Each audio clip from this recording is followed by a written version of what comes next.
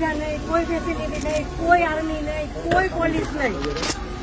જયારે મોટા મોટા નેતા આવે, કોઈ વીઆઈપી માટે પાછળ કેટલી ગાડી, ઉપર હેલિકોપ્ટર શેનાથી હાલે છે? ટેક્સ પે કરે છે એના ઉપર નથી. વીઆઈપી માટે જે સર્વિસ છે એ આ લોકો માટે કેમ નથી? હું નીચે આર્મી કેમ્પમાં ચિલ્લાઈને કહેતી હતી કે ઉપર કેટલા લોકો જખમી છે, તમે લોકો જલ્દી કંઈક કરો. અમે ઉપરથી પડતા આખડતા નીચે ઉતરાતે હજી ઉપર કોઈ ફેસિલિટી ગઈ નહોતી.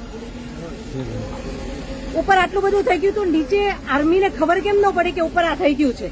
આતંકવાદી અમારી સામે આવીને ગોળી મારી જાય છે. હિન્દુ મુસલમાનને અલગ કરીને હિન્દુના બધા ભાઈઓને ગોળી મારી છે. તો આપણી આર્મી કરે છે શું? લાખોની સંખ્યામાં આર્મી હતી ત્યાં.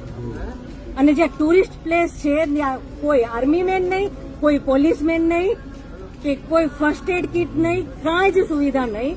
એમાંથી એક આર્મી મેન એવું કહે છે કે તમે લોકો ઉપર ફરવા શું કામ જાઓ છો? હવે તમે મને એ વાતનો જવાબ દો.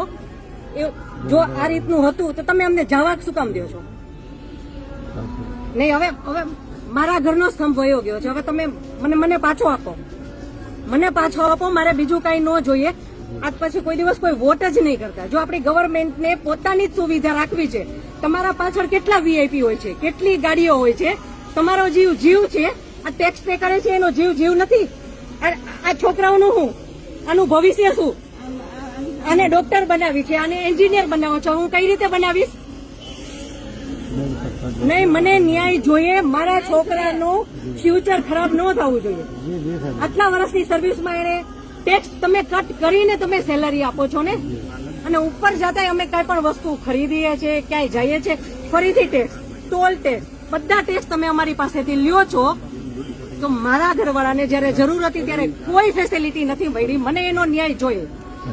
તમે લોકો અહીંયા જ રહ્યો, તમે કહો મને કે તમે શું કરશો એના માટે. આ એક નહીં, આના જેવા જેટલા ભાઈઓ બધા નિર્દોષ હતા, બધાને આવડા છોકરા હતા. નહીં, સરકાર ખાલી કહે છે કે અમે કરશું. આ બધું બની ગયું. આ બધાને હોસ્પિટલ ખબર નહીં શું ફેસિલિટી મળી ન મળી. બીજે દિવસે આટલો કરફ્યુ, આટલી રોડ બંધ, રોડ ઉપર 100-200 જ્યાં જોઈને ઢગલા. નહીં સર, નહીં, સાંભળો, તમારે સાંભળવું પડશે. જયારે બધું પતી જાય પછી આપણી ગવર્મેન્ટ આવીને ફોટા પાડે છે કે અમે આર્મી ઓફિસર અહીંયા હતા, પોલીસ અહીંયા હતા, નેતા આવ્યા છે. પછી શું કામનું? અને આર્મી ઓફિસર એવું કેમ બોલી શકે કે તમે લોકો ઉપર જાઓ છો શું કામ ફરવા? અને ત્યાં એક બોલ્યો તો બાકીના બધા સાંભળતા હતા, તો કોઈ કઈ ત્યારે કેમ ન બોલ્યું? અમે ત્યારે બોલ્યા કે આર્મી મુર્દાબાદ, કે આર્મી હાય હાય, તો અમને પકડીને કેમ અંદર ફેંકી દે છે?